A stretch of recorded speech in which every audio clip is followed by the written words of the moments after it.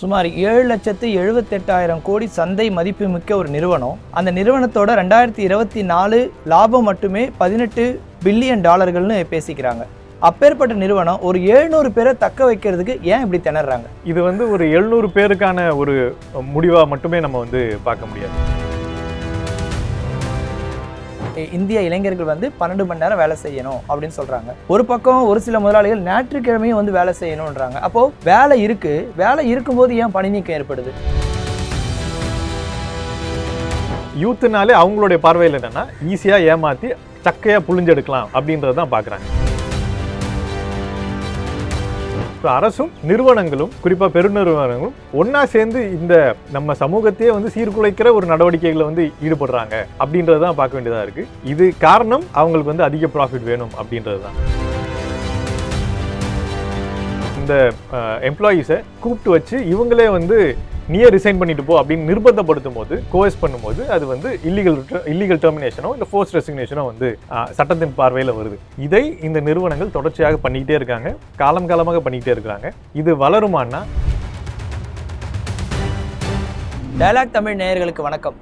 இன்று நம்மோட இணைஞ்சிருக்கவர் ஐடி ஊழியர்கள் சங்கத்தினுடைய பொதுச் செயலாளர் திரு வெல்கின் அவர்கள். வணக்கம் சார். வணக்கம். சமீபத்தில் இன்ஃபோசிஸ் நிறுவனத்திலிருந்து சுமார் 700 பேர் திடீர்னு பணி நீக்கம் செஞ்சுருக்காங்க.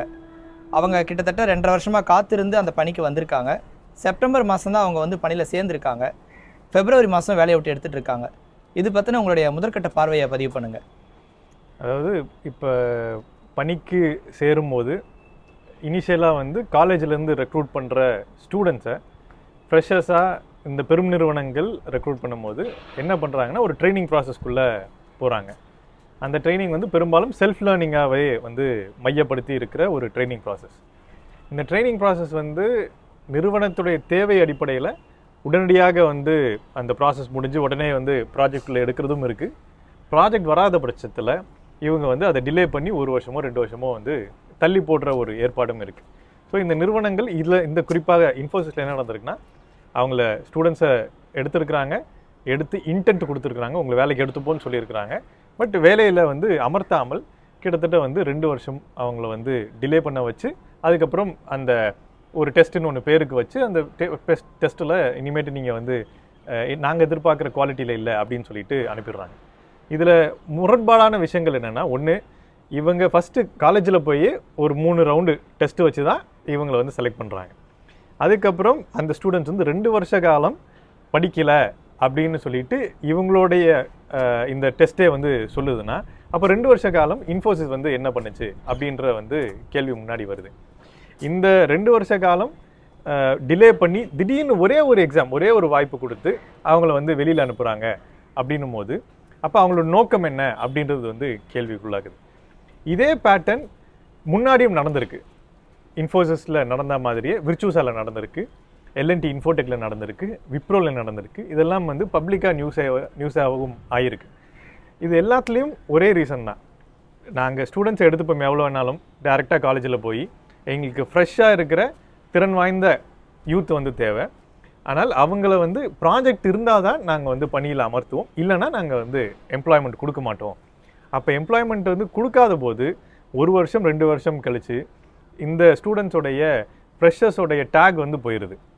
நான் ஃப்ரெஷராக இல்லாத போது, நான் மார்க்கெட்டில் 2 வருஷம் டிலேடாக நான் வரும்போது என்ன நீ ஏன் கற்றுக்கல, நீ ஏன் வேலை செய்யலை அப்படின்ற ஒரு கேள்விக்குள்ளாகிற ஒரு நிலைமைக்கு போகுது. அந்த கேள்விக்குள்ளாகிறது வேலை கிடைக்காத ஒரு சூழ்நிலை உண்டாகுது. இந்த பிரச்சனைகள் எல்லாத்துக்கும் மைய காரணம் நிறுவனங்கள் ஒரு திட்டமிடலில் தப்பான முடிவுகள் அடிப்படையில், தப்பான திட்டமிடல் அடிப்படையில் சங்காக யூத்தை ரெக்ரூட் பண்ணி வச்சிடுறாங்க. அதுதான் பாடி ஷாப்பிங் முறை. என்கிட்ட நிறைய ஒர்க் ஃபோர்ஸ் இருக்குது, எனக்கு கொடுத்தீங்கன்னா ப்ராஜெக்டில் நான் இமீடியட்டாக டெப்ளாய் பண்ணுவேன் 1000 பேரை 100 பேரை அப்படின்றது தான் இன்ஃபோசிஸ், டிசிஎஸ் போன்ற நிறுவனங்கள் அமெரிக்காவும் ஐரோப்பாவிலும் இருக்கிற பன்னாட்டு நிறுவனங்கள்கிட்ட பேரம் பேசுகிறது. ஸோ எனக்கு 100 பேர் போடுவேன், இன்ஃபோசிஸ் நான் 100 பேர் போடுவேன்னு சொன்னால் டிசிஎஸ் நான் 1000 பேர் போடுறேன், என்கிட்ட அவ்வளோ பேர் இருக்காங்க அப்படின்னு சொல்லி தான் அவங்கக்கிட்ட போட்டியாக இருக்குது. இந்த நிறுவனங்கள் கிட்ட இருக்கிற போட்டியின் காரணமாக என் ப்ராஜெக்ட் நான் பிட் பண்ண போனோம்னா எனக்கு ஒரு சர்ப்ளஸ் லேபர் ஃபோர்ஸ் தேவை. அந்த அடிப்படையில் இவங்களை ரெக்ரூட் பண்ணி வச்சுக்கிறாங்க. ஆனால் ப்ராஜெக்ட் கிடைச்சாதான் நான் உன்னை வேலைக்கு எடுத்துப்பேன் அப்படின்னு சொல்லும்போது அங்கே தான் வந்து இவங்களுடைய தப்பான முடிவுகள், தப்பான அசஸ்மெண்ட் வருது. இவங்களுடைய பிஸ்னஸ் டிசிஷன்னால இந்த எம்ப்ளாயீஸோடைய, ஃப்ரெஷர்ஸோடைய வாழ்க்கை வந்து பறிபோகுது அப்படின்றத வந்து ஒரு மனித உரிமை மீறலாவோ இல்லை அது ஒரு சட்டப்புறம்பான விஷயமாவோ வந்து அரசாங்கம் பார்க்குறது இல்லை. நிறுவனங்களும் வந்து எந்த வித தயவுதாட்சணியும் இல்லாமல் இதை வந்து அணுகுது. அந்த அடிப்படையில் தான் இந்த பிரச்சனை வந்து பூதாகரமாக வெடிச்சிருக்கு. இது தொடர்ச்சியாக நடந்து வருது. இது ஒரு புது விஷயம் கிடையாது அப்படின்றது தான் நாங்கள் பார்க்குறோம். சுமார் 7,78,000 கோடி சந்தை மதிப்புமிக்க ஒரு நிறுவனம். அந்த நிறுவனத்தோட 2024 லாபம் மட்டுமே $18 பில்லியன் பேசிக்கிறாங்க. அப்பேற்பட்ட நிறுவனம் ஒரு 700 பேரை தக்க வைக்கிறதுக்கு ஏன் இப்படி திணறாங்க? இது வந்து ஒரு 700 பேருக்கான ஒரு முடிவாக மட்டுமே நம்ம வந்து பார்க்க முடியாது. ஐடி நிறுவனங்கள் தொடர்ச்சியாக கிட்டத்தட்ட 20% 25% ஒவ்வொரு ஆண்டும் வெளியில் வந்து ஆட்களை வந்து அனுப்பிச்சிக்கிட்டே இருக்காங்க, அதோட எம்ப்ளாயிஸை வந்து அனுப்பிச்சிக்கிட்டே இருக்காங்க. இந்த ப்ராசஸ் வந்து அந்த நிறுவனம் எவ்ரி 5 இயர்ஸ் ஆர் 4 இயர்ஸ் முழுமையாக வந்து ஒரு யூத்ஃபுல் கம்பெனியாக மாறுறதுக்கு அவங்களுக்கு வந்து அவசியமாக இருக்குது. அந்தபடி பார்க்கும்போது வெளியில் தேவையில்லைன்னா அனுப்புறது ஹையர் அண்ட் ஃபயர் மெத்தட் இந்த இண்டஸ்ட்ரியில் ஒரு நார்மலைஸ்டு விஷயமா வந்து இருக்குது. சட்டம் வந்து ஜாப் செக்யூரிட்டி இருக்குது, உங்களுக்கு வந்து ரிட்டையர்மெண்ட் ஏஜ் வரைக்கும் ஒர்க் பண்ணலான்னு வந்து இந்திய சட்டங்கள் சொல்லுது. ஆனால் இந்த நிறுவனங்கள் அதெல்லாம் பின்பற்றாமல் வெளியில் வந்து அனுப்பிச்சிக்கிட்டே இருக்கிறத வந்து ரெகுலர் ப்ராசஸ் வச்சுருக்காங்க. அந்த பின்னணியில் தான் எனக்கு வந்து தேவையில்லைன்னா உன்னை வந்து நான் இமீடியட்டாக வந்து வெளியில் அனுப்பிச்சிடுவேன் அப்படின்றது தான் இவங்களுடைய ஒரு கம்ப்யூட்டரோ ஒரு கணினியோ ஒரு வந்து தேவையில்லாத பொருளை வந்து தூக்கி போடுற ஏற்பாடுக்குள்ளே தான் இருக்குது. அந்த பின்னணியில் தான் இவங்க வந்து 700 பேராக இருந்தாலும் வந்து வெளியில் சூழ்நிலைக்கு போகிறாங்க. ஆனால் இவங்க கிட்ட இருக்கிற காசோ சட்டமோ இதெல்லாம் வந்து தப்புன்னு சொல்லுது. இந்த காசு வந்து தாராளமாக இவங்களை வந்து அடுத்த ப்ராஜெக்ட் போகிற வரைக்கும் வந்து பார்த்துக்கலாம். ஆனால் இதெல்லாம் வந்து அவங்க கணக்கில் கொள்கிற வந்து அவங்க பழகலை, அரசும் அவங்கள வந்து பழக்கலை, அவங்கள வந்து நெறிமுறைப்படுத்தலை. ஒரு பக்கம் வந்து பெருமுதலாளிகள் வந்து 12 மணி நேரம் வேலை செய்யணும், இந்திய இளைஞர்கள் வந்து 12 மணி நேரம் வேலை செய்யணும் அப்படின்னு சொல்கிறாங்க. ஒரு பக்கம் ஒரு சில முதலாளிகள் ஞாயிற்றுக்கிழமையும் வந்து வேலை செய்யணுன்றாங்க. அப்போது வேலை இருக்கும்போது ஏன் பணி நீக்கம் ஏற்படுது? அதாவது இந்த நாராயணமூர்த்தி சொல்கிற 70 மணி நேரமோ ஆர் சுப்பிரமணியன் சொல்கிற 90 மணி நேரமோ இவங்க எல்லாம் எந்த பின்னணியில் சொல்கிறாங்கன்னா, இந்தியா வந்து ஒரு மிகப்பெரிய யூத்தோடைய ஃபோர்ஸாக வந்து இப்போ வந்து வளர்ந்துட்டு வருது. உலகத்திலே வந்து நம்பர் 1 யூத்ஃபுல் கண்ட்ரி அப்படின்ற நிலைமையில வந்து இருக்குது. அப்போ இந்த நிறுவனங்கள் என்ன பார்க்குறாங்கன்னா, இவ்வளோ பெரிய யூத் இருக்கும்போது யூத்துனாலே அவங்களுடைய பார்வையில் என்னென்னா ஈஸியாக ஏமாற்றி சக்கையாக புழிஞ்செடுக்கலாம் அப்படின்றது தான் பார்க்குறாங்க. அதனால தான் ஒரு நிறுவனம் அங்கே இருக்கிற சீனியர் மோஸ்ட்டு இல்லை வந்து எக்ஸ்பீரியன்ஸ்ட் எம்ப்ளாயிஸை வெளியில் அனுப்பிச்சிட்டு லோ வேஜாகவும் ஃப்ரெஷர்ஸாக இருக்கிறவங்க கம்மி எக்ஸ்பீரியன்ஸாக இருக்கிறவங்களும் உள்ளே கொண்டு வந்துக்கிட்டே இருக்கிறாங்க. நீங்கள் எக்ஸ்பீரியன்ஸ் அதிகமாக அந்த சிஸ்டமும் அவங்க மிரட்டுறதும் பணிய மாட்டாங்க. ஃப்ரெஷர்ஸாக வரும்போது அவங்களுக்கு வந்து பொருளாதார மேம்பாடு கிடைக்குது, குடும்பம் இது நம்பி தான் இருக்குது அப்படின்னு ஒரு நிலைமை இருக்கும்போது அவங்கள வந்து இன்னும் சக்கையாக புளியலாம், மிரட்டலாம், பயப்படுவாங்க. ஸோ அதுக்காக தான் வந்து இந்த இண்டஸ்ட்ரியே வந்து யூத்ஃபுல்லாக மெயின்டைன் பண்ணுறாங்க. இந்த யூத்ஃபுல்லாக மெயின்டைன் பண்ணுற இன்னொரு ரீசன் ஆர் இவங்க கேட்குற ரீசன், இந்த யூத்தை வந்து நம்ம வந்து 3 ஷிஃப்டாக வேலை செய்கிறதுக்கு பதிலாக 2 ஷிஃப்டாக போட்டால் அவங்க வந்து மாடு மாதிரி நம்ம வந்து வேலை வாங்கிக்கலாம். அதே சமயம் ஒரு ஷிஃப்ட் கிட்டத்தட்ட 25% ஆர் 33% வந்து எக்ஸ்பென்ஸை வந்து கம்மி பண்ணலாம் எம்ப்ளாயீஸ் காஸ்ட்டில். அது ஹியூஜ் சேவிங்ஸ். ஐடி மாதிரியான நிறுவனங்களில் லேபர் இன்டென்சிவ். ஸோ உங்களுக்கு பெரும்பகுதியான காசு வந்து எம்ப்ளாய்மெண்ட்டுக்கு ஆர் எம்ப்ளாயீஸ்க்கு கொடுக்குற காசாக தான் போகுது. 33% அதில் சேவ் பண்ணலான்னா பல மடங்கு வந்து அதில் ப்ராஃபிட் வந்து கொண்டு வரலாம். அதே சமயம் எம்ப்ளாயீஸ்க்கு உங்களுக்கு வந்து 2 ஷிஃப்ட்டு தான் மாறும்போது சோஷியல் செக்யூரிட்டி கொடுக்க தேவையில்லை, பலவிதமான இன்சென்டிவ்ஸை வந்து கட் பண்ணலாம். ஸோ அவங்களுக்கு வந்து அந்த பொருளாதார தேவைக்கு தான் வந்து பார்க்குறாங்களே தவிர இந்த 90 மணி நேரமோ 70 மணி நேர கோரிக்கை, வேலை செய்ய வேண்டும்ன்ற கோரிக்கை எப்படி வந்து சமூகத்துக்கு ஒரு பெரிய பாதிப்பை ஏற்படுத்துது, குடும்பம்ன்ற ஒரு உறவையே வந்து சிதைக்கக்கூடிய ஒரு அம்சம் அதில் இருக்குது அப்படின்றதெல்லாம் வந்து அதை அவங்க கண்டுக்கிறது இல்லை, அரசும் வந்து கண்டுக்கிறது இல்லை. ஒரு மனிதன் அதிகப்படியாக வேலை செய்யும் போது அவர் வாழ்நாள் வந்து கம்மியாகுது, அதிகப்படியாக ஸ்ட்ரெஸ்ஸுக்கு வராங்க, அதிகப்படியாக வந்து ஃபிசிக்கல் ஹெல்த் ப்ராப்ளம்ஸ்குள்ளே வராங்க. இதெல்லாம் வந்து ஒரு வாழ்வையே வந்து கம்மி பண்ணுது, லைஃப் டைமே கம்மி பண்ணுதுன்னா ஒரு பெரிய ஹியூமன் ரைட் வயலேஷனாக வந்து இது பார்க்க வேண்டிய விஷயத்த சர்வசாதாரணமாக இந்த நிறுவனங்களும் பேசுகிறாங்க. அரசும் வந்து இதை ஆமோதிச்சு இப்போ வரப்போகிற தொழிலாளர் சட்டங்களில் அதுக்கான எல்லா சரத்துக்களும் வந்து கொண்டு வருது. ஸோ அரசும் நிறுவனங்களும் குறிப்பாக பெருநிறுவனங்களும் ஒன்றா சேர்ந்து இந்த நம்ம சமூகத்தையே வந்து சீர்குலைக்கிற ஒரு நடவடிக்கைகளை வந்து ஈடுபடுறாங்க அப்படின்றது தான் பார்க்க வேண்டியதாக இருக்குது. இது காரணம் அவங்களுக்கு வந்து அதிக ப்ராஃபிட் வேணும் அப்படின்றது தான். இது எங்கேயுமே ஒரு ப்ரொடக்டிவிட்டிக்கான சம்மந்தமே கிடையாது. இன்னும் இதை வந்து அமல்படுத்தினாங்கன்னா இந்தியாவுடைய ப்ரொடக்டிவிட்டி மேலும் வந்து கீழுக்கு போகும்போது அது வந்து நாட்டினுடைய பொருளாதாரமும் நாட்டையுமே வந்து சீர்குலைக்கிற ஒரு நடவடிக்கையாக தான் வந்து போய் முடியும் அப்படின்றத பார்க்குறோம். இப்போ மணி கண்ட்ரோல் அப்படின்னு ஒரு ஆய்வறிக்கையின்படி என்ன சொல்கிறாங்கன்னா, ஆரம்ப காலகட்டத்தில் வந்து 10% இருந்த லே ஆஃப் வந்து இன்றைக்கி 30-40% அதிகரிச்சிருக்கு அப்படின்றாங்க. இது வரக்கூடிய காலங்களில் இன்னும் அதிகரிக்க வாய்ப்பு இருக்கா? அதாவது ஐடி நிறுவனங்களை பொறுத்த வரைக்கும் இது வந்து தொடர்ச்சியாக நடந்துகிட்டே வருது. இப்போ வந்து 20-25% வந்து இருக்குது. அதுவும் குறிப்பாக இந்த லே ஆஃப்ன்றதெல்லாம் வந்து அது தப்பான டேர்ம். இது forced resignation or illegal retrenchment அதுதான் வந்து நடந்துகிட்டு வருது. சட்டத்துக்கு புறம்பாக ஒரு தேவை இருக்கும் போதே ஆட்களை வந்து குறைக்கும் நடவடிக்கை வந்து ரிட்ரென்ச்மெண்ட்னு சொல்கிறாங்க. அது இல்லீகல் ரிட்ரென்ச்மெண்ட்டு. அந்த நபர்களை அந்த எம்ப்ளாயீஸை கூப்பிட்டு வச்சு இவங்களே வந்து நீயே ரிசைன் பண்ணிட்டு போ அப்படின்னு நிர்பந்தப்படுத்தும் போது, கோஎஸ் பண்ணும்போது அது வந்து இல்லீகல் டெர்மினேஷனோ இல்லை ஃபோர்ஸ் ரெசிக்னேஷனோ வந்து சட்டத்தின் பார்வையில் வருது. இதை இந்த நிறுவனங்கள் தொடர்ச்சியாக பண்ணிக்கிட்டே இருக்காங்க, காலமாக பண்ணிக்கிட்டே இருக்கிறாங்க. இது வளருமானா எம்ப்ளாயீஸோடைய எண்ணிக்கை வளர இது பர்சன்டேஜ் வைஸ் கம்மியாகும். ஏன்னா உங்களுக்கு வந்து நெட்டு எம்ப்ளாயீஸ் வெளியில் போகிறது வந்து அதிகமாக தான் போகுது. ஸோ இந்த எண்ணிக்கை வந்து வளருமா அப்படின்னா டோட்டல் எண்ணிக்கை கண்டிப்பாக வந்து வளரதான் போகுது. ஏன்னால் வந்து எம்ப்ளாய்மெண்ட் வந்து வளர்ந்துக்கிட்டே இருக்குது. அந்த ப்ரொப்போர்ஷனுக்கு வந்து இதுவும் வந்து வளரும். இந்த துறையில் ஒர்க் ஃபோர்ஸ் வந்து மொபைலாக இருக்குது. அதை இந்த நிறுவனங்கள் மொபைலாக வச்சுருக்கணுன்றது ரொம்ப கான்ஷியஸாக இருக்காங்க. அப்படி அந்த அடிப்படையில் பார்க்கும்போது இது வளரதான் போகுது. இப்போது ஏஐ டெக்னாலஜி, ஐடி அல்லது பிற டெக்னாலஜி எல்லாமே வளர்ந்துக்கிட்டு தான் போகுது. வளர்ந்துக்கிட்டு போகும்பொழுது வேலைவாய்ப்பு அதிகரிக்கணும். ஒரு தொழில்துறை வளருதுன்னா வேலைவாய்ப்பு அதிகரிக்கணும். ஆனால் இங்கே என்ன நடக்குதுன்னா, தொழில்துறை வளருதுன்னு அறிக்கை கொடுக்குறாங்க, ஆனால் வேலைவாய்ப்பு குறையுது. ஒன்றிய அரசு என்ன சொல்கிறாங்கன்னா, நாங்கள் வந்து திறன் மேம்பாட்டுக்கு இவ்வளோ நிதி கொடுக்குறோம் அப்படின்னு சொல்கிறாங்க. இப்போ இதெல்லாம் என்ன மாதிரியான ஒரு செயல் திட்டத்தை கொடுக்குது? அதாவது திறன் மேம்பாடுன்னு வந்து அரசு சொல்கிறது வந்து திறன் மேம்பாடு வந்து லோ எஜுகேஷனில் இருக்கிற 10 வருஷம் கீழே வந்து எஜுகேஷனில் இருக்கிற நபர்களுக்கு கொடுக்குற ஸ்கில் டெவலப்மெண்ட் ப்ரோக்ராம் தான் வந்து சொல்கிறாங்க. அது மெயினாக வந்து டிஜிட்டல் லிட்ரஸி அதுதான் வந்து பெரும்பகுதியாக வந்து சொல்லப்படுது.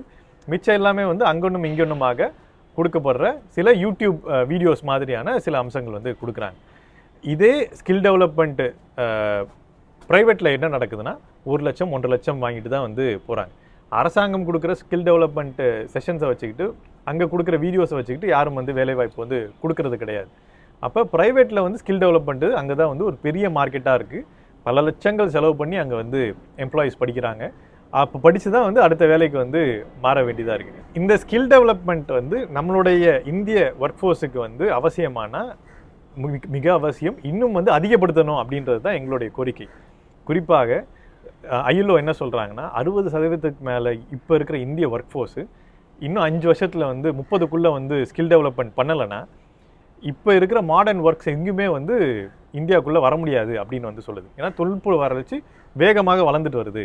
ஸோ நீங்கள் வந்து தினம் படிச்சுக்கிட்டே இருக்கிறது உங்களுடைய வாழ்க்கையில் ஒரு பகுதியாக வந்து மாறுது அப்படின்றது வந்து இப்போ இருக்கிற சூழ்நிலையாக இருக்குது. ஆனால் இந்த அரசு கொடுக்குற ஸ்கில் டெவலப்மெண்ட் எல்லாமே அது கிடையாது. அது வந்து வேறு டிபார்ட்மெண்ட்டில் அது வந்து டிஜிட்டல் லிட்ரஸின்றது தான் வந்து அடிப்படை லெவலில் தான் வந்து இருக்குது, அட்வான்ஸ் லெவலில் இல்லை. ஆனால் இப்போ இருக்கிற ஒர்க் ஃபோர்ஸுக்கு தேவையானது வந்து வளர்ந்து வர தொழில்நுட்பங்களில் எல்லாரும் வந்து அடாப்ட் பண்ணுறதுக்கான ஒரு டெவலப்மெண்ட்டு ஸ்கில் டெவலப்மெண்ட் தேவை. இந்த ஸ்கில் டெவலப்மெண்ட்லாம் இல்லைன்னா ஒர்க் ஃபோர்ஸ்க்கு வந்து என்ன ஆகுதுன்னா, ஒரு வேலை தொழில்நுட்பம் வளர்றதுனால எந்த தொழில்நுட்பமாக இருந்தாலும் சரி அது சமூகத்தில் ஒரு ப்ரொடக்ஷனுக்குள்ளே வரும்போது அந்த வேலையோட தன்மையை வந்து அது வந்து உருமாற்றுது. அந்த உருமாற்றம் என்ன பண்ணும்னா, அந்த தொழிலாளி அந்த வேலையை செய்கிற முறையில் ஒரு மாற்றம் கொண்டு வரணும். அந்த மாற்றம் வந்து சில நேரங்களில் பிரம்மாண்டமான மாற்றங்களாக இருக்கும்.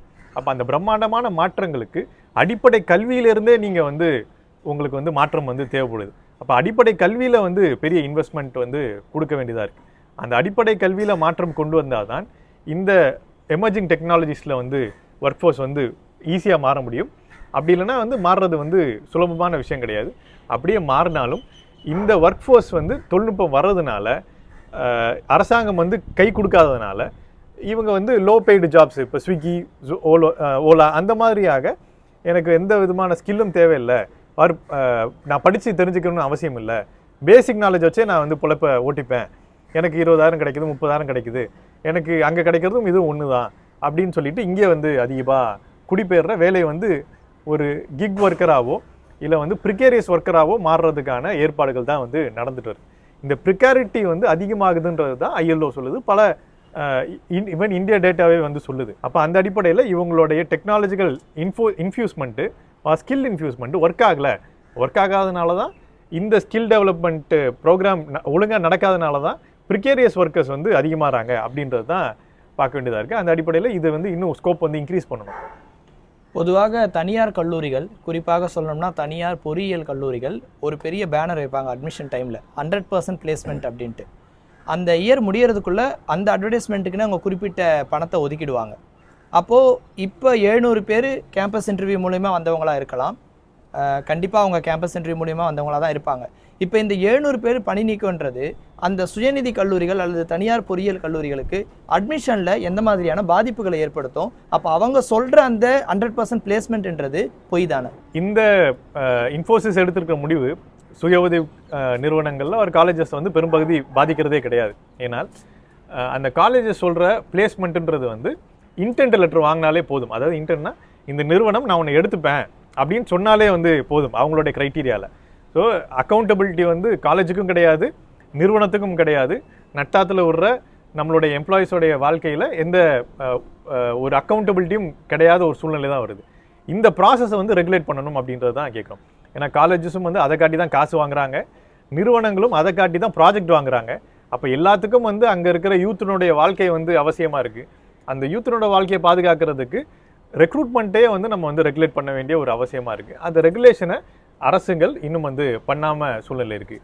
இந்த 2 சைடும் அக்கௌண்டபிலிட்டி இல்லாதது தான் அந்த 2 சைடுக்குள்ளே என்ன நடந்தாலும் யாரும் கேள்வி கேட்க முடியாத சூழ்நிலையாக இருக்குது. ஏன்னா இங்கே எம்ப்ளாய்மெண்ட் ஆனால் தான் நீங்கள் வந்து டிஸ்பியூட் ரைஸ் பண்ண முடியும், இண்டஸ்ட்ரியல் டிஸ்பியூட் ரைஸ் பண்ண முடியும். அவங்கள பொறுத்த வரைக்கும் இன்டென்ட் வாங்கினாலே வந்து பிளேஸ்மெண்ட் ஆகிட்டேன்னு கமிட்மெண்ட் முடிஞ்சிருது. ஸோ 2 பேரும் வின் பண்ணிட்டாங்க. அங்கே இருக்கிற காலேஜ் படித்த யூத்து தான் வந்து இவங்க 2 பேர் பண்ண தப்புல மாட்டிக்கிட்டு அவங்க குடும்ப நிலை மோசமாக இருக்கிறது. சில ஆய்வறிக்கைகள் என்ன சொல்லுதுன்னா 2025ஆம் ஆண்டு கடினமான பொருளாதார ஆண்டாக இருக்க வாய்ப்பு இருக்குன்னு சொல்லுது. குறிப்பாக இப்போ நீங்கள் பார்த்துருப்பீங்க, அமெரிக்க அதிபர் ட்ரம்ப் வந்து சில நடவடிக்கைகளை எடுத்துகிட்டு இருக்காரு. இது உலக அளவில் பாதிப்பை ஏற்படுத்துது. ஐடின்றதை தாண்டி எல்லா துறைகளிலுமே வந்து பிரச்சனைகளை உருவாக்கிக்கிட்டு இருக்கு.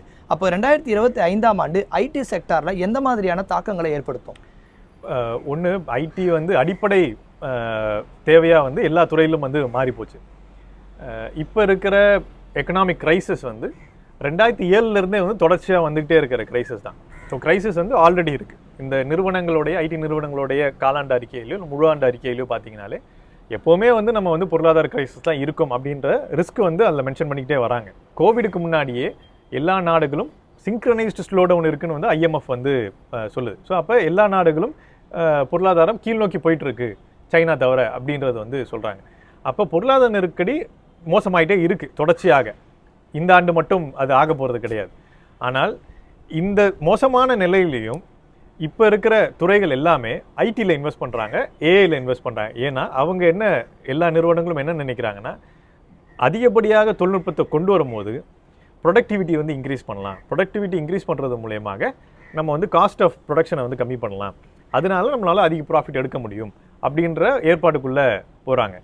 இந்த ஏற்பாடுக்குள்ளே போகிறதுனால ஐடி துறை வந்து ஒரு ரெவென்யூ பார்த்திங்கன்னா ஆண்டுக்கு ஆண்டு இந்த க்ரைசிஸ்லேயே வளர்ந்துக்கிட்டே வருது. குறிப்பாக கோவிட் மாதிரியான காலத்தில் எல்லா துறையும் வந்து மூடிட்டு இருந்த காலத்திலேயே அதிகப்படியான வளர்ச்சியை கண்டது வந்து ஐடி துறையாக இருக்குது. பொருளாதார நெருக்கடி, பொருளாதாரத்தில் எந்த விதமான நெருக்கடியும் வந்து இந்த நிறுவனங்களுக்கு வந்து வரலை இது வரைக்கும். அதுவும் வரும் மாதிரியான ஒரு பிரச்சனையும் வந்து ஒரு எதிர்பார்ப்பும் இல்லை இந்த நிறுவனங்களுடைய ஆண்டு அறிக்கையில் பார்த்தா. ஆனால் எம்ப்ளாய்மெண்ட் பொறுத்த வரைக்கும் எப்பப்பெல்லாம் வந்து ஒரு ஷாக் வருதோ, ட்ரம்ப் வந்து ஒரு ஷாக் கொடுக்குறாரு, கோவிட் வந்து ஒரு ஷாக் வருது, இந்த மாதிரியான ஷாக் வரும்போது எம்ப்ளாயீஸை வந்து வெளியில் அனுப்புகிற ஏற்பாடு வந்து இந்த நிறுவனங்கள் பண்ணிக்கிட்டே இருக்கிறாங்க. அது எந்த விதத்துலையும் பொருளாதாரத்தை வந்து தாக்குறது கிடையாது. ஆனால் அதை பயன்படுத்தி இவங்க வந்து திருப்பி ஒரு யூத் ஃபோர்ஸ் வந்து உள்ளே கொண்டு வரதுக்கு பயன்படுத்திக்கிறாங்க. அரசுக்கும் நியாயம் தானே அப்படின்னு வந்து நியாயத்தை வந்து புகட்டுறாங்க, சட்டத்தை வந்து மீறுறாங்க. இந்த பிரச்சனையில் அரசு வந்து நீ சொல்கிற நியாயம் நாங்கள் ஏற்றுக்கிறதுக்கு இல்லை, சட்டம் தான் நாங்கள் வந்து அமல்படுத்துவோம் அப்படின்னு ஒரு ஸ்டாண்ட் எடுக்க மாட்டேங்கிறாங்க. அரசே வந்து லீனியண்ட்டாக இருக்குது, அவங்களுக்கு சாதகமாக இருக்குன்றது தான் இதில் முக்கியமான பிரச்சனை. மற்றபடி பொருளாதார தாக்கம் இல்லாத சூழ்நிலையில் வேலைவாய்ப்பு போக போகிறது வந்து ஒரு தொடர்ச்சியான ஒரு விஷயமா இருக்குது. ஏஐயாக இருக்கலாம், எனி ஆட்டோமேஷனாக இருக்கலாம், டெக்னாலஜியாக இருக்கலாம், அது வந்து தாக்கம் ஏற்படுத்திக்கிட்டு தான் இருக்குது தினம் தினம். ஏன்னா இவங்களுக்கு வந்து ஏதாவது ஒரு காரணம் தேவை, அவ்வளவுதான். மற்றபடி இந்த இண்டஸ்ட்ரிக்கு பொருளாதார ரீதியாக வளர்ச்சி வந்து டெஃபினட்டாக இருக்குது. ஏன்னா அதிகப்படியான தொழில்நுட்பம் வளர்ச்சி உள்ளே வர தான் ப்ரொடக்டிவிட்டி வந்து அதிகமாகும்ன்ற இப்போ இருக்கிற கேபிட்டலிஸ்ட் சிஸ்டம் நம்புது. அந்த ப்ரொடக்டிவிட்டி இன்க்ரீஸ் ஆகிறது தான் அதனுடைய கிரைசிஸ்லேருந்து வெளியில் வர்றதுக்கு ஒரே தீர்வுன்னு அது நம்புது. அந்த நம்பிக்கையில் தான் உங்களுக்கு ஏஐலலாம் இவ்வளோ பெரிய இன்வெஸ்ட்மெண்ட் வந்து இந்த நிறுவனங்களும் ஃபினான்ஸ் கேபிட்டலும் வந்து பேங்க்ஸும் வந்து பண்ணுறாங்க. ஸோ அந்த அடிப்படையில் ஐடி துறைக்கு வந்து டவுன்ஃபாலே கிடையாது நியர் ஃபியூச்சர். அது வளர்ச்சி கண்டிப்பாக வந்து அதிகமாக இருக்கும்ன்றது தான். இப்போது இந்த 700 பேருக்கு சட்ட ரீதியான உதவிகள் எதுவுமே கிடைக்காதா? இது வரைக்கும் இருக்கிற எக்ஸ்பீரியன்ஸில் சுப்ரீம் கோர்ட் ஆர் ஜுடிஷியரி வந்து தலையிட்டு இதுக்கு வந்து சட்டம் இயற்றணும் அப்படின்னு சொல்கிறாத வரைக்கும் இதுக்கு வந்து சட்டம் வந்து இடம் கொடுக்கல. ஏன்னா பெரும்பாலும் இவங்களுக்கு வந்து எம்ப்ளாயி ரிலேஷன்ஷிப்பே கிடையாது. நம்மளும் வந்து பல்வேறு இதே மாதிரி விச்சுசால நடக்கும்போது, ஈவன் எல்என்டி இன்ஃபோடெக்கில், விப்ரோவில் இந்த மாதிரியான பல போராட்டங்கள் நடத்தியிருக்கோம், உண்ணாவிரதம் நடத்தியிருக்கிறோம். ஈவன் அப்சர்டாக ஐடி கம்பெனி வந்து பென் அண்ட் பேப்பர் கொடுத்து டெஸ்ட் எழுத வச்ச முறையெல்லாம் நடந்திருக்கு இவங்களுக்கு விர்ச்சுசால. ஸோ இந்த மாதிரி வந்து அப்சர்டான ஆக்டிவிட்டிலாம் நடந்துமே சட்டம் வந்து எம்ப்ளாயி ரிலேஷன்ஷிப் இல்லாதனால, எம்ப்ளாய்மெண்ட் ரெக்ரூட்மெண்ட் ப்ராசஸ் வந்து ரெகுலேட் பண்ணாதனால இவங்க சட்டத்தினுடைய பர்வியூக்குள்ளே வரமாட்டாங்க. ஸோ அப்போ எதுவுமே வந்து நம்மளால் வந்து ஆக்ஷன் எடுக்க முடியல. ஜுடிஷியரி இதில் வந்து தலையிடணும். தொடர்ச்சியான போராட்டங்கள் வந்து இதுக்கு வந்து தேவை. எதிர்காலத்தில் ஐடி செக்டாருக்குள்ளே வர இளைஞர்கள் எந்த மாதிரியான சிக்கல்களை சந்திப்பாங்க? அதை தவிர்க்கிறதுக்கு அவங்க எந்த மாதிரியான ஸ்கில்லை வளர்த்துக்கணும்னு நினைக்கிறீங்க? அதாவது ஐடி செக்டாரில் வர இன்ஜினியரிங் ஸ்டூடெண்ட்ஸ் பெரும்பாலுமே இப்போ வந்து இன்ஜினியரிங் மட்டும் எடுக்கிறது இல்லை, சயின்ஸ் பேக்ரவுண்ட்லேருந்தும் வந்து ஸ்டெம் எல்லாருமே வந்து எடுக்கிறாங்க. ஸோ ஸ்டெம் கேட்டகரிக்குள்ளே வர எல்லா ஸ்டூடெண்ட்ஸையும் வந்து ரெக்ரூட் பண்ணுற அளவுக்கு வந்து இப்போ இருக்கிற துறை வந்து அதிகமாக இருக்குது, தேவை அதிகமாக இருக்குது. ஏன்னா எல்லா துறைக்கும் வந்து ஐடி தேவைப்படுது.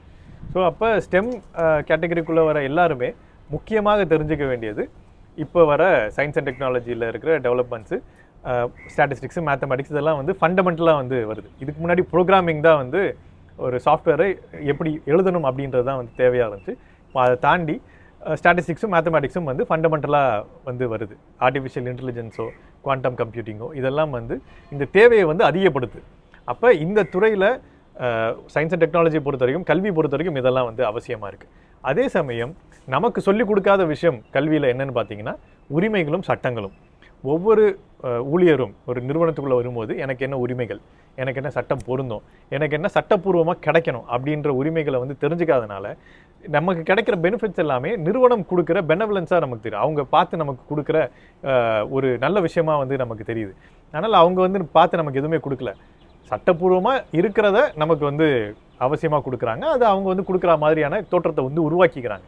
அப்போ சட்ட உரிமைகள் என்ன இருக்குன்றது தெரிஞ்சுக்கிறது மூலியமாக, சட்டங்கள் என்ன இருக்குதுன்னு தெரிஞ்சுக்க மூலியமாக நம்ம நோக்கி நம்மளை வந்து ஏமாற்றும் போது, பொய் சொல்லும் போது, மிரட்டும் போது இதான் சட்டம், நீ எதுவும் பண்ண முடியாதுன்னு சொல்லிட்டு ஒரு தைரியமான நிலையில் நம்ம வந்து நிற்க முடியும். இல்லைனா இந்த ஐடி துறையில் எப்போவுமே பயந்துக்கிட்டே, எப்போவுமே வந்து யார் நம்மளை ஏமாற்றுவாங்கன்னு தெரியாமலே ஒரு நிலையற்ற தன்மையிலே வந்து இருக்கிற சூழல் இருக்கும்.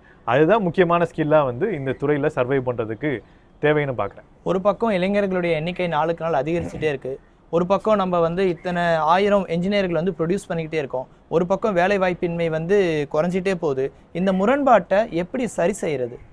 முக்கியமாக வந்து இப்போ ஐடி யூனியன்லேருந்து நாங்கள் என்ன பேசிகிட்டு இருக்கோம்னா, ஐடி யூனியனும் சரி, வேர்ல்டு ஃபெடரேஷன் ஆஃப் ட்ரேட் யூனியனும் சரி, என்ன முக்கியமாக பேசுகிறோம்னா, நீங்கள் வேலை நேரத்தை கம்மி பண்ணணும். ஏன்னா இப்போ இருக்கிற ஹியூஜ் ஒர்க் ஃபோர்ஸுக்கு நாராயணமூர்த்தியும் சுப்பிரமணியனும் என்ன சொல்கிறாங்கன்னா, ஒர்க் டைமை நீங்கள் வந்து அதிகப்படுத்துங்க, ஸோ ஷிஃப்ட்டை வந்து 2 ஷிஃப்ட்டாக மாற்றுங்க. சங்கங்கள் என்ன கேட்குதுன்னா, ஒர்க் டைம் வந்து கம்மி பண்ணு, 6 மணி நேரமாக கம்மி பண்ணு, வேலை நேரத்தை 30 மணி நேரமாக வந்து ஒரு வாரத்தை வந்து 30 மணி நேரம் வேலை வாரமாக மாற்று அப்படின்னு கேட்குறோம். இதனுடைய பெரிய தாக்கம் என்னவாக இருக்கும்னா, ஒரு வாரத்தில் 4 ஷிஃப்ட்டு வேலை செய்யும். ஆல்ரெடி இருக்கிற எம்ப்ளாய்மெண்ட்டில், ஃபார்மல் எம்ப்ளாய்மெண்ட்டில் 25% எம்ப்ளாய்மெண்ட்டை வந்து உடனடியாக நம்ம வந்து ஒரு சட்டத்தின் மூலியமாக கூட்ட முடியும். அப்போ இவ்வளோ பெரிய ஒர்க் ஃபோர்ஸை, 25% ஒர்க் ஃபோர்ஸை வந்து கூட்ட முடியும் அப்படின்ற போது அது பெரிய இளைஞர்களுக்கு ஃபார்மல் எம்ப்ளாய்மெண்ட் கிடைக்கிறதுக்கான ஒரு முக்கியமான ஆஸ்பெக்டாக இருக்கும். 6 மணி நேர வேலை நாள் அப்படின்னு மாறும்போது அது சமூகத்திலையும் சரி, ஒரு ஹெல்த்தி சொசைட்டிலும் சரி ஒரு பெரிய தாக்கத்தை வந்து ஏற்படுத்தும். ஒரு சமூகம் அந்த கையில் வந்து 5 மணி நேரம் அந்த நபருக்காக ஸ்கில் பண்ணணும், நான் வந்து படிக்கணும், நான் என்னுடைய ஜிம்முக்கு போகணும், நான் வந்து சைக்கிளிங் போகணும், என்னுடைய ஃப்ரெண்ட்ஸு கூட நான் செலவு பண்ணணும் அப்படின்னு எனக்கான ஒரு நேரமாக வந்து 5 மணி நேரம் நான் செலவு பண்ண வேண்டியது இருக்குது. இன்னொரு 5 மணி நேரம் என் குடும்பத்துக்கு கூட நான் வந்து செலவு பண்ண வேண்டியது இருக்குது. 8 மணி நேரம் தூங்க வேண்டியது இருக்குது. இதெல்லாம் வந்து மாடர்ன் சயின்ஸ் அண்ட் டெக்னாலஜி வளர்ந்ததுக்கப்புறம் ப்ரொடக்டிவிட்டி வந்து கண்ணாபின்னு இன்க்ரீஸ் ஆனதுக்கப்புறம் வர தேவைகளாக இருக்குது. இந்த தேவைகளை வந்து பூர்த்தி பண்ணால் சமூகம் வந்து உயரும், நமக்கு ஒரு ஹெல்த்தி சமூகமாக இருக்கும். அதே மாதிரி ஒரு யூத்தை வந்து எம்ப்ளாய் பண்ணுறதுக்கான ஒரு முக்கியமான ஆஸ்பெக்டாக இருக்கும்.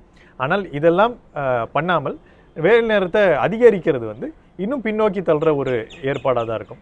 இது கூட சேர்ந்து நமக்கு வர தொடர்ச்சியாக வந்து கிரிட்டிசிசம் என்ன இந்தியா மேலே வருதுன்னா, வர காசுக்கும் ஜென்ரேட் பண்ணுற எம்ப்ளாய்மெண்ட்டுக்கும் ஒரு சம்மந்தமே இல்லாத ஒரு ஏற்பாடு இருக்குது.